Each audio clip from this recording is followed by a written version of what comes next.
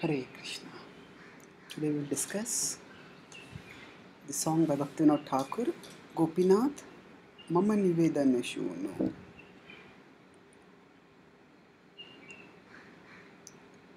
Bhaktivinoda Thakur is one of the most celebrated Vaishnava poets, and his songs are characterized by not just intense devotion, but are also by profound philosophical contemplation that directs the heart towards Krishna with intense devotion. So, among his various songs, the Gopinath song is special in that it is almost like a direct communion with the Lord. It is almost as if he is standing or sitting in front of the deity of Gopinath and calling out, revealing his heart and begging for mercy. Gopinath, mama nivedana shuno, विषयी दुर्जन सदा कामरत किछु नहीं मोर गुण.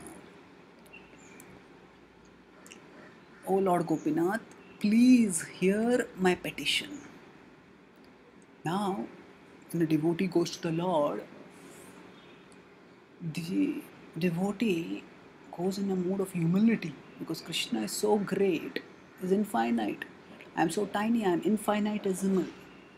And I need Krishna's mercy to live in this world in devotion and to return to Him ultimately, to leave this world successfully. So, Mama Nivedana Shuno. At one level, Krishna is always there in the heart, and Krishna is always hearing everything that we speak, even if we are speaking to other people. What to speak of when we are speaking to Krishna Himself. But the devotee wants to have a personal relationship with the Lord, and the devotee treats the Lord like a person, and therefore, by requesting the Lord to hear, the devotee expresses the intense desire of the Lord, desire for the mercy of the Lord. And when we approach the Lord, there's a fundamental difference between how we may approach the Lord and how we approach others. When we go for a job interview, we want to put our best foot forward. We want to show our qualifications. I have this degree, I have done this course, I have done this extracurricular activity, I have these many certificates, so please give me a job. On the other hand, if somebody is a beggar, and when the beggar wants to beg from someone, at that time the beggar will try to show how desolate I am. I have not eaten for 3 days. I am dying of starvation. Please help me.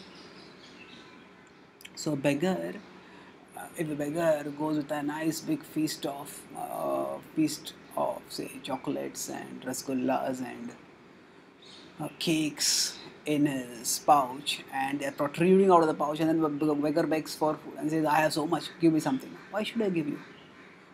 The donor may ask. So similarly, when the devotee goes to the Lord, we go in a mood of begging, and that's why when we go in front of the Lord, we don't go about parading our qualifications. We focus on our disqualifications, by which we invoke the mercy of the Lord. Of course, the Lord is always merciful, but we want to feel the need for His mercy.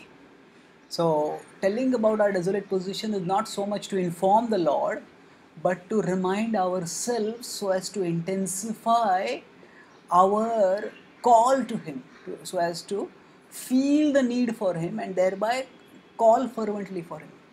So, this whole song is filled with heartbreaking almost admissions of humility and weakness and feebleness.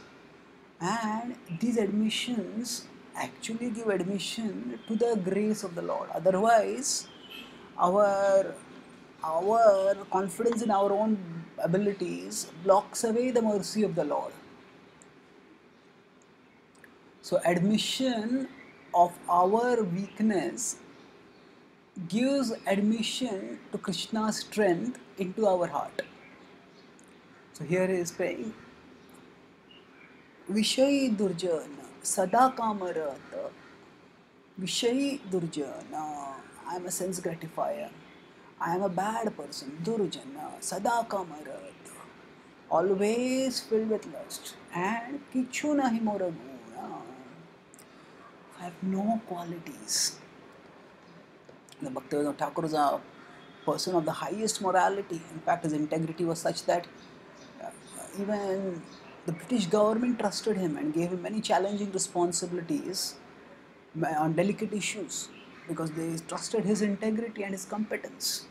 So, normally there is character and competence, which are considered two important features that comprise a person's set of abilities. So he had both, but yet he is saying, Kichu nahi mora guna, I have no qualities. What is my situation? Sada kamerat. I'm always filled with lust. Actually, that is the situation of all of us. So ever so often, the mind becomes filled with desires for sensual enjoyment. So Bhaktivinoda Thakur takes the position of us conditioned souls to teach us how we should pray to the Lord.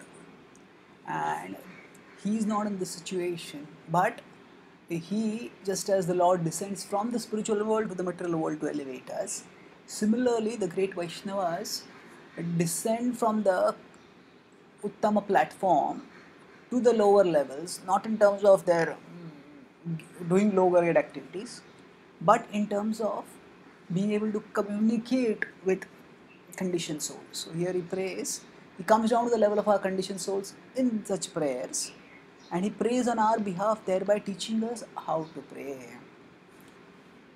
So, Srila Prabhupada writes that the thought of sex desire is never far away from the conditioned soul. So, Sada Kamerat just sprouts any time and it distracts us from our purity and our focus on Krishna. Now, Sada Kamarata. Why are we constantly filled with material desires? Actually, that is just our nature because we have a material body and we have a materialistic mind. But in today's situation, things are worse because with the culture becoming more and more licentious and explicit, we are exposed more and more to sensuous stimuli. So, as it is, this Bhaktivinoda Thakur wrote this song almost 150 years ago, 100 years ago at least. So, yeah, 150, whatever. Most of his songs he wrote in the 1870s, 1880s, 1890s. So, 120, 30 years ago. So, his literary creation was between 1870 to around 1905. So, at that time, the culture was even pure. And still, he says, that time it was Sada Kamerata. But now, with the culture becoming more and more impure, our need for the mercy of the Lord so as to be able to stay pure is even greater. And that's why, Mama Nivedanashu, no, oh my Lord, please hear my petition.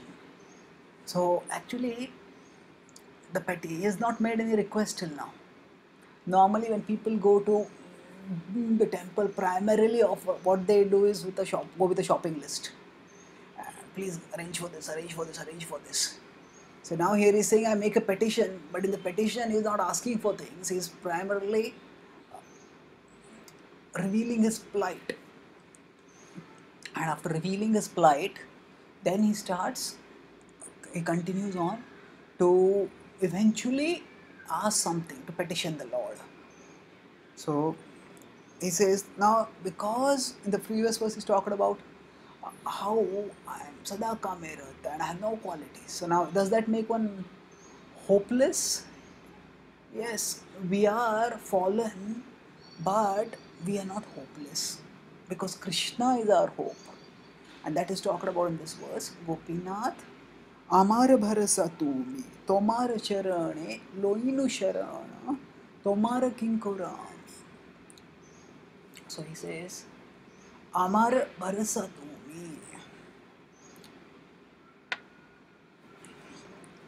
You are my shelter. I trust you. So we are weak, we are sinful, we are fallen.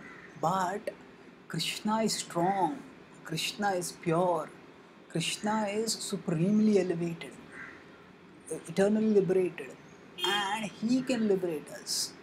And He wants to liberate us because He is supremely loving. So He says, Amara bharasa tumi.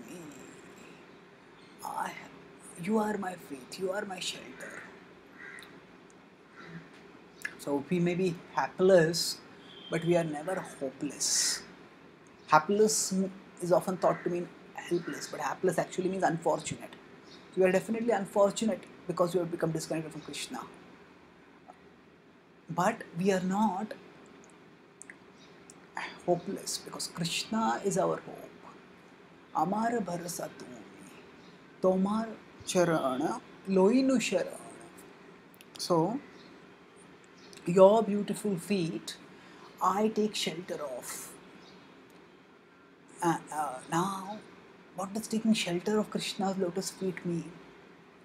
It actually means serving Him. Because when we put ourselves at the feet, that means we accept that I am lower than that person. If I am lower than someone, what do? I serve one who is higher to me. So we take shelter of Krishna by serving Him. So, of course, praying to Him and beseeching Him is also a form of service. And that is also a way in which we take shelter of Krishna.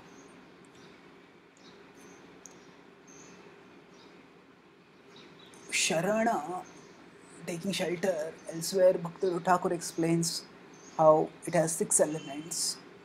And the first 2 of them are actually active elements.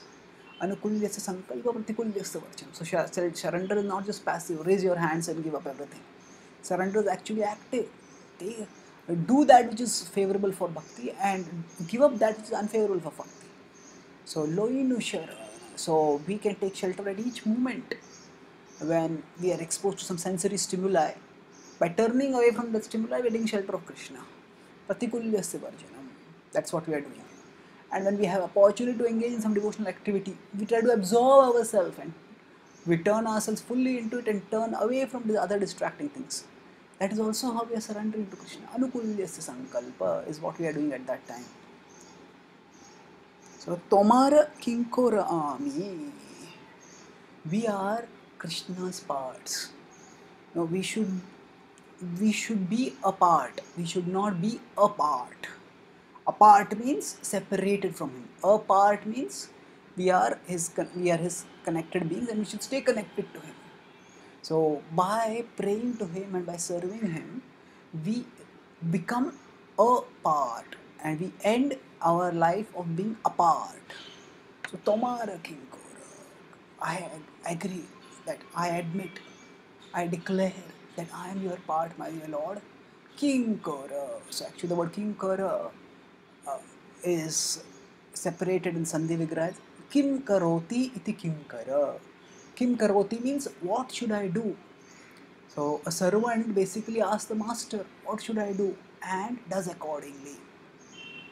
So it is not just intellectual admission, I am your part, but it is also a practical acknowledgement that it is Krishna who should direct our lives.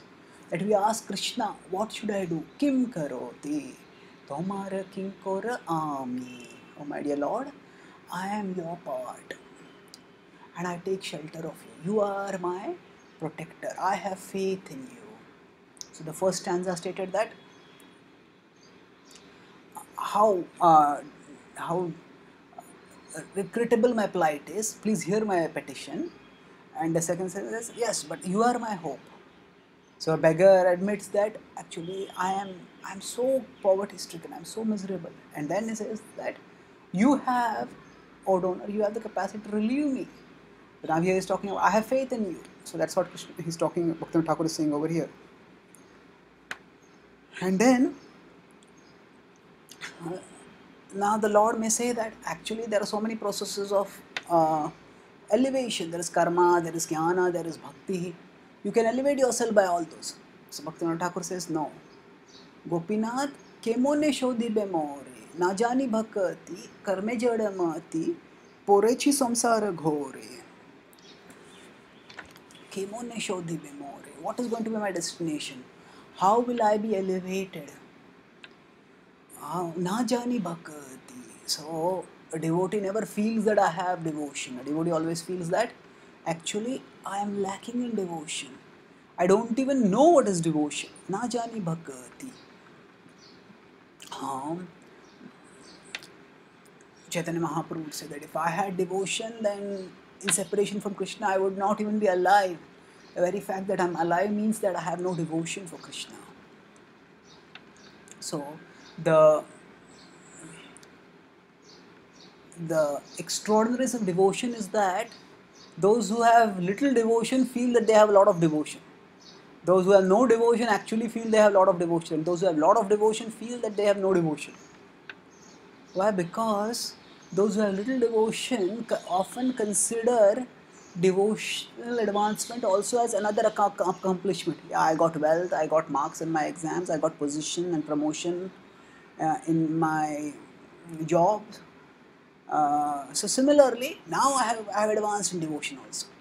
So that's why we always try to overestimate ourselves in material life. And the same we do in our spiritual life also, and think that, oh, I have a lot of devotion. But when we truly become advanced, then we realize so great is the beauty of Krishna, so great is the love of Krishna, that as compared to that, the very fact that we are attracted to other things indicates that we have no love for Him. So those who have little devotion, because of their tendency from material life to overestimate themselves, they think that they already have a lot of devotion. But those who have no devotion, or those who have a lot of devotion, they think that actually we don't have any devotion. So Krishna is so extraordinary that even on a war field he is reciprocating love with his devotees. Such as the mysteries of devotion. We simply think of devotion as maybe some chanting, some dancing, but the mysteries of devotion are very profound, and we need to penetrate deep into the heart to understand it. Na jani bhakti, karme jadamati.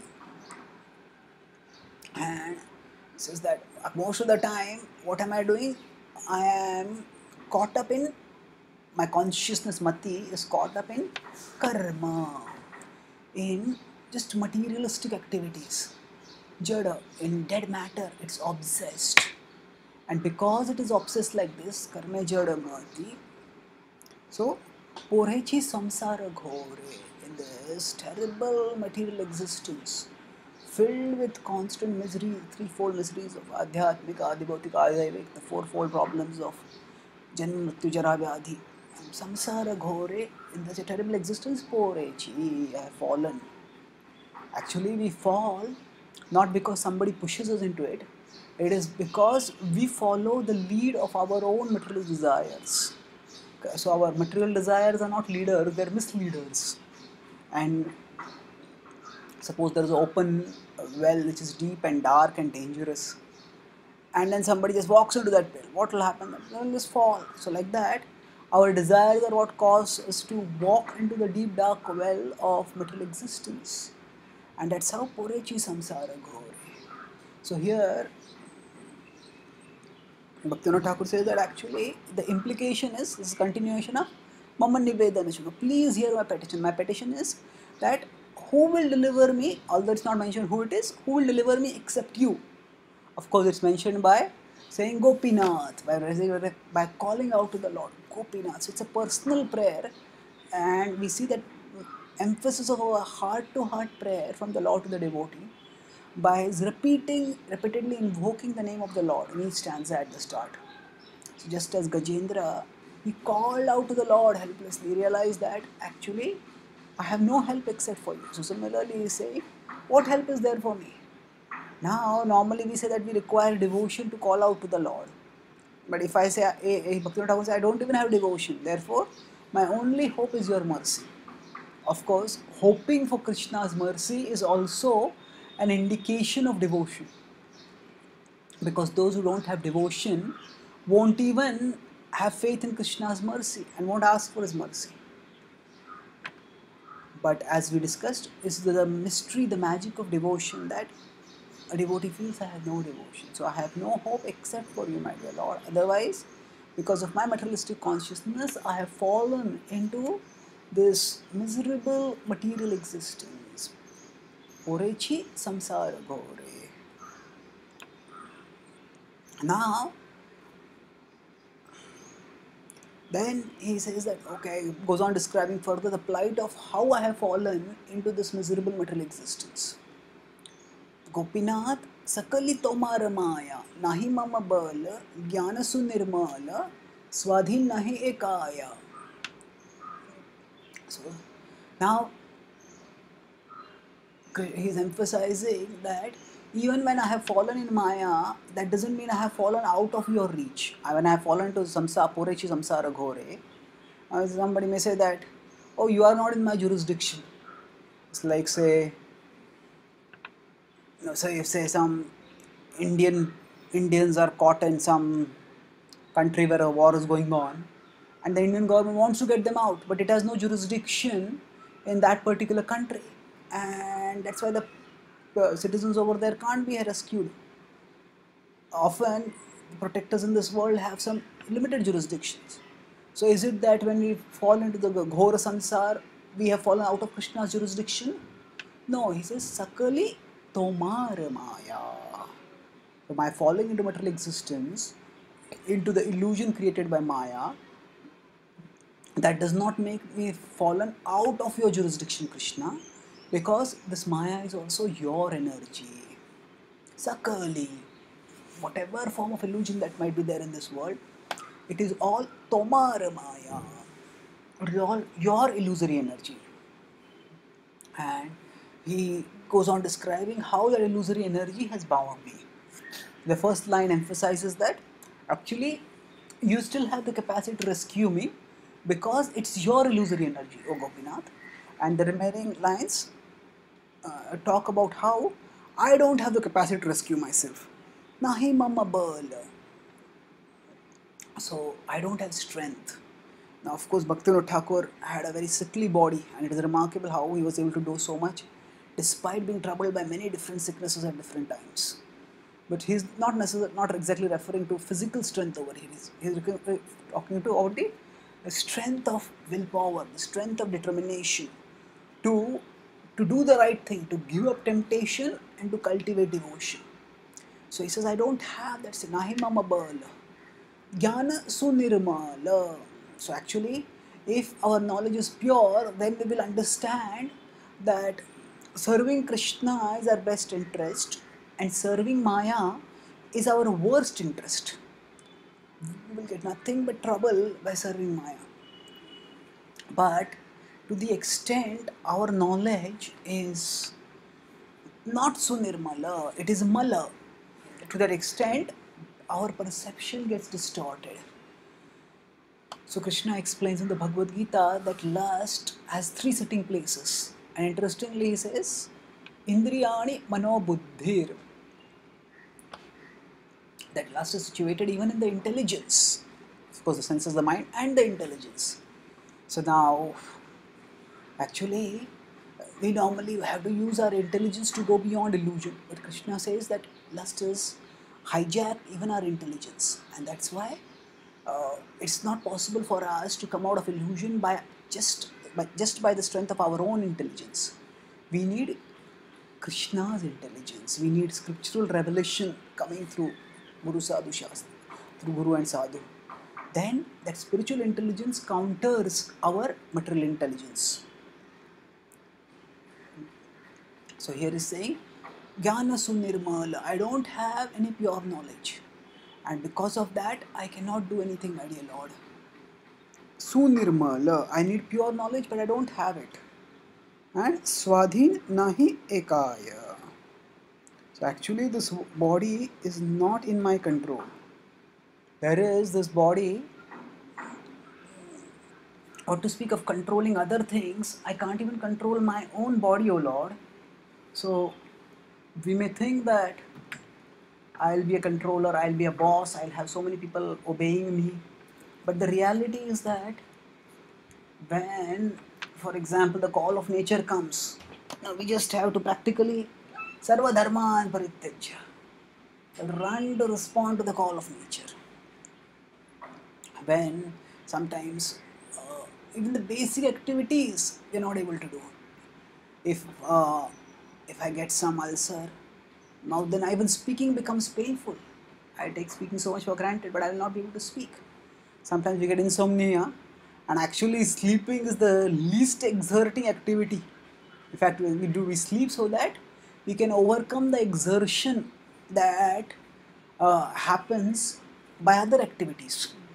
But the nature of illusion is that no, the nature of our helplessness is that even we may not be able to do even the least exerting activity. So we try to sleep and we are not able to sleep when we get insomnia. So the least exerting activity can become so exerting that we find that we have no strength left to exert. And that's how we realize at times, Swadhin nahi ekaya. Actually, as we become older, we will realize this more and more. Oh, I think actually I'm thinking of becoming a controller in the world, but I'm not even the controller of my own body. The point of talking this is actually to emphasize that it's you are my rescuer, my dear Lord. I cannot be my own rescuer. So Gopinath, it is you who can have mercy on me. So please, here is my wretched condition that I am telling you. Please have mercy on me. So in my terrible condition, what is my petition? Gopinath niyat charan sthana mage e pamar kandiya kandiya koroho karuna dana. So he says, my dear Lord, I want niyat charan sthana. I want a place at your lotus feet eternally. I want to be your servant eternally, my dear Lord. So niyata means actually constantly. It is my constitutional position, and I want it to be constantly available to me, dear Lord. So I am taking shelter now. Loinu Sharana, it says Tomara Charana. It was said that I am taking shelter of you.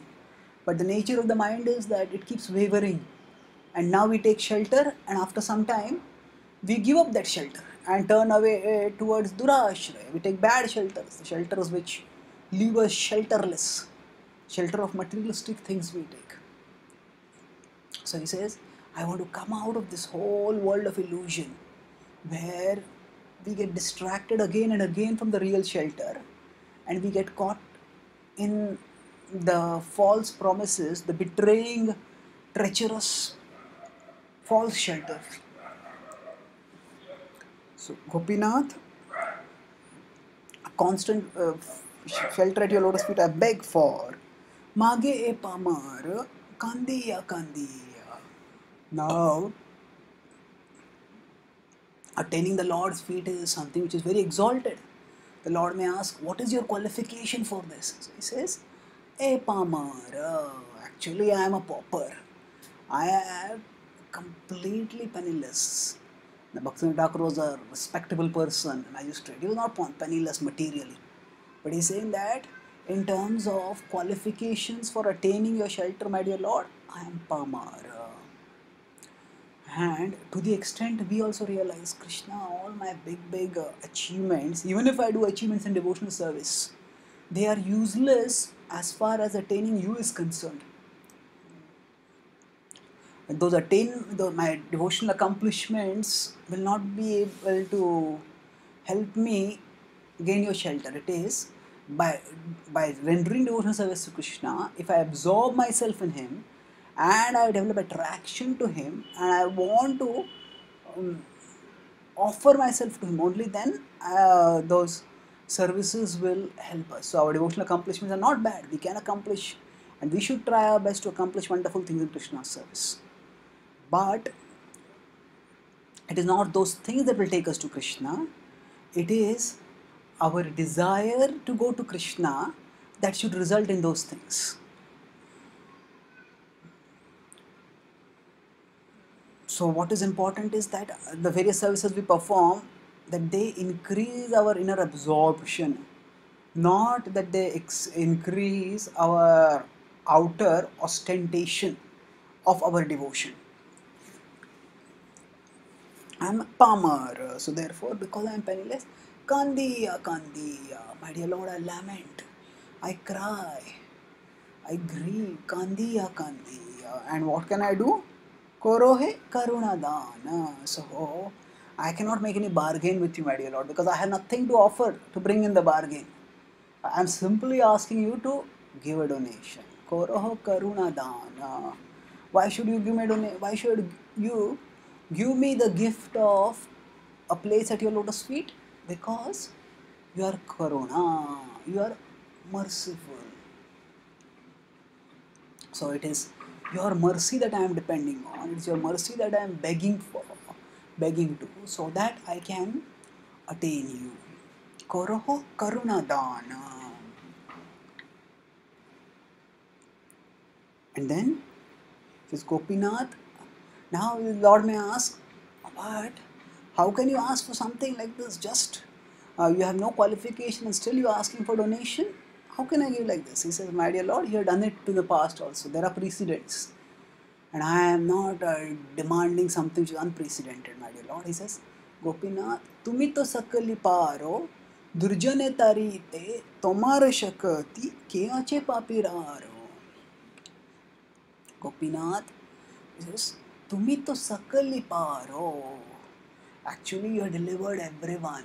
Everyone. That means you delivered very, very fallen people. And the classic example of the Lord delivering is Nityanand Prabhu, Markhe Prem. He was beaten by Jagai Madai, but instead of beating them back, the Lord had to capacity to destroy them in one moment. But far from destroying them, he rewarded their assault to him by giving them liberation. That is his extraordinary mercy. So Gopinath, Tumito Sakali Paro. You have delivered practically everyone. There are so many people whom you encountered, and either way, either they were devotees whom you purified and liberated, or they are demons whom also you killed and liberated. And especially in your more merciful incarnations, even the demons you purified and liberated. Tumito Sakali Paro. Durjane Tarite. Tomara Shakati. So again, faith is in the immense power of the Lord. That,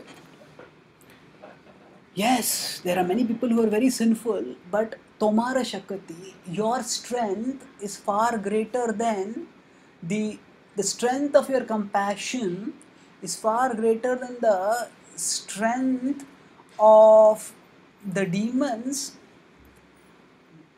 obsession with matter. And that's why no matter how fallen we are, we are never so fallen that Krishna cannot reach us.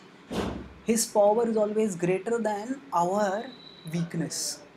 And that's why Ke ache papiraro. Ke ache. So who is a greater sinner than me, my dear Lord?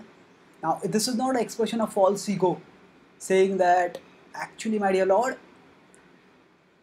you are the, and he's not saying that I am the greatest sinner. Actually, it's not a matter of ego, it's a matter of just begging from the heart. Ke ache, who is there who is as sinful? That means, please have mercy on me. So sometimes a devotee may talk about oneself in a way which might seem extremist, which might seem to be like egoist. But the essential point is, it is motivated by not a desire to brag about oneself, not even brag in a negative sense, saying that actually I am the greatest, even though not even the greatest sinner. But the point is, I need your mercy, my dear Lord. So here the point is not that I am the greatest sinner. The essential point is that I need your mercy very greatly. So my dear Lord, you have given your mercy to so many people. So please give your mercy to me also.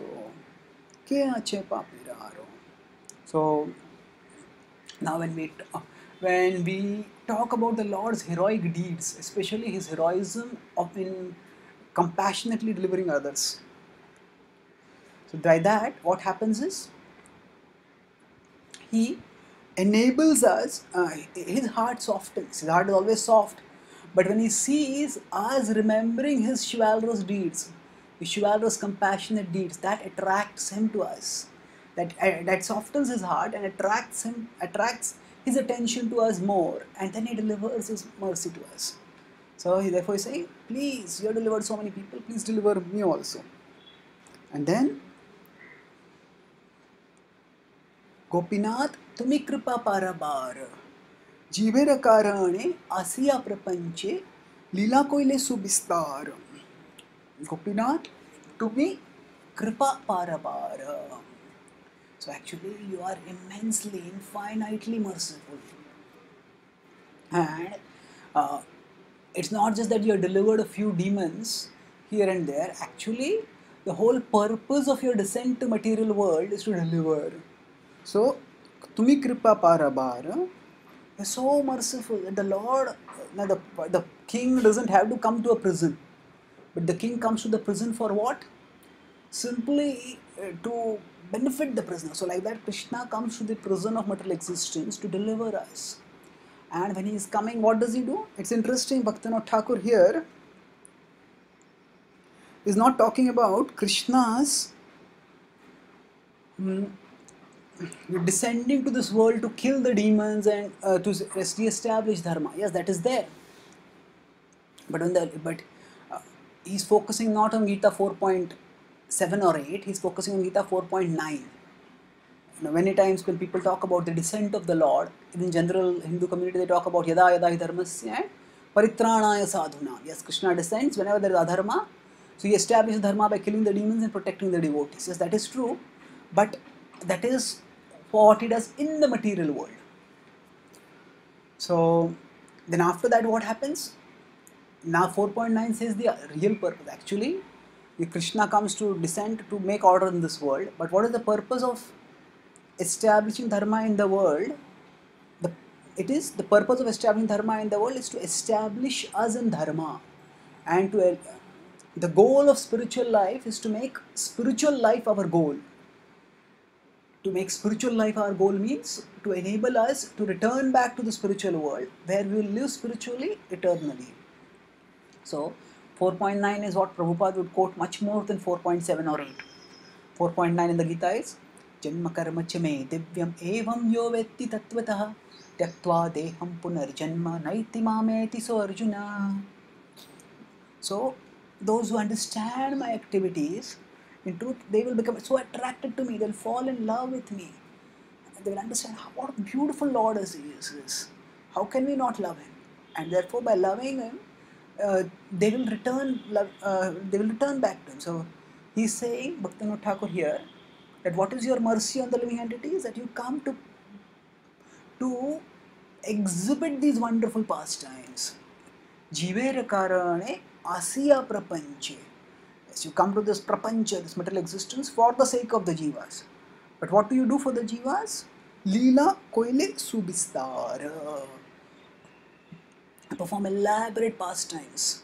In various pastimes, in various rasas, with various devotees, you manifest various forms of your all attractiveness, and you attract different souls back to you. So Leela Koile Subistar. So God sitting and taking lunch with his friends, and God taking the jhuta of his devotees. And this is something so stunning that even Brahmaji couldn't comprehend it. But such a Brahmaji who has the idea that God is situated and eats bhoga after being offered properly, he is amazed and bewildered by seeing how sweet Krishna's pastimes are. So such are the pastimes which can attract the heart of people. Leela Koile Subistar. By understanding how those who render even a little devotional service to him. Fruit vendor gave a little fruit and got packets full of jewels, a whole basket full of jewels, and more than that, he got a heart full of the supreme jewel of devotion. So by remembering how the Lord reciprocates so wonderfully, we can become attracted to him. And how can we remember that the Lord reciprocates so wonderfully? It is when he performs pastimes here in this world. that we come to know about those pastimes. So Krishna is so merciful, Krupa Parabara, that he performed these pastimes for our sake. So again, what is the connection over here? Bhaktivinoda Thakur has talked about his own plight, and then he said, "You are my dear, you are my hope," and then he's saying, "Actually, it's your merciful nature. You please deliver me because you delivered so many demons, and in fact, it is to deliver all souls that you perform pastimes. So please deliver me also." Gopinath आम्ही के दोषे दोषी असुर सकल pilo चरण विनोद ठाकिलो बोसी आम्ही के दोषे दोषी. Who can be more faulty than me? Okay, this is like a patient saying, "Oh, please doctor, I'm so sick, please, I need urgent attention." It's not when a patient says, "I'm extremely sick," that's not a matter of ego. I'm more sick than anyone else. It's just a matter of desperation. So, Amiki doshi doshi. I'm such a faulty person. Please, oh dear Lord. Asura sakala pailo charana. All the asuras, they all attained shelter of your lotus feet. So we know that Thaki Lobosi. Therefore, we know Bhaktivinoda Thakur is also begging for your mercy. Asura sakala. So Lord Ram, and he gave shelter to Vibhishana, although he was from a demoniac family. Just Vibhishana came to shelter, and the Lord Ram gave shelter immediately. And he said, "Anyone who seeks my shelter, I will never refuse my shelter." So you have given shelter to so many people, my dear Lord. So you will give shelter to me also. Please give shelter. I await your shelter. We know the Taki Lobo. See, I await your shelter. So the song starts with Mama Nivedana Shuno. Oh Lord, please hear my petition. And what is my petition? He's saying that I want the shelter of your lotus feet. Niyata Charani Sthana. So, and to build up that case, that please grant, my petition is I want shelter at your lotus feet. And to build up his case, first he talks about his own fallen nature, and secondly he talks about the exalted nature of the Lord. Because I am fallen, you are exalted. I am helpless, but you are supremely compassionate. Therefore, O Lord, please grant me your shelter. We know the Thakilabosi. So these songs which seem to begin with such heartbreaking hopelessness, they end in such heartwarming hopefulness because their focus is Krishna and Krishna's great mercy. By meditating on Krishna's exalted nature and our fallen nature, and by letting the meditations of great Vaishnavas like Bhaktivinoda Thakur as manifested in their songs, by letting those meditations guide our meditation, by contemplating on such songs, we can also feel a very personal bond with Krishna and fervently call for His shelter. And then, as we experience His shelter, as we live in His shelter, we'll march steadily onwards towards His abode, towards His personal presence, where we'll forever be sheltered perfectly and joyfully, ecstatically.